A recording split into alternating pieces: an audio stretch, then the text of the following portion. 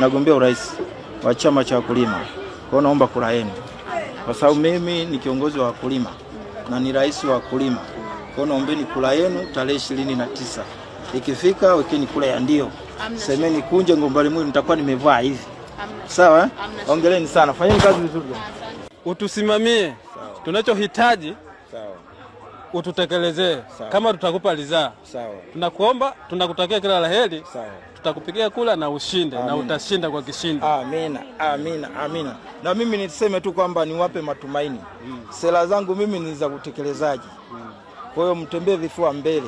Sisi naomba tu karibu sana kwa kuwa umeingia kwa swala kwenye ukulima, na sisi tunataka uwe hivyo, mazao yaende vizuri, tuuze bei nzuri. Mimi ni mkulima lakini sasa nashindwa kwenda kulima kwa sababu mpaka sasa tuna mazao sisi tunalima tunapeleka. Serikali tupeleka mpaka leo toka mwezi wa 8 inafunguliwa mpaka leo hatujalipwa pesa, na mimi mfanya biashara nategemea nitoe hela kwenye biashara, nipeleke shambani, nirudishe kwenye biashara. Bado nyuma ya hili jengo bado kuna vumbi chini.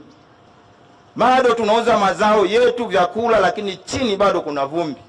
Na waahidi ndugu zangu wana Songea, soko kuu, mkinichagua ndani ya siku 90, hapo ndani ya soko lote na mwaga zege. Hayo ndio maendeleo. Haiwezekani weke mchele juu, chini kuna vumbi. Haiwezekani weke maharage juu, chini kuna vumbi la mchanga. Mungu atupe nini? Simenti tunazo, viwanda tunavyo.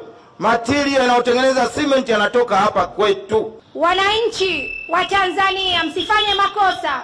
Ifikapo tarehe 29 mwezi wa 10, kura zote za ndio mwende mkaziweke katika chama chetu cha AFP ili tuwatumikie wa Tanzania.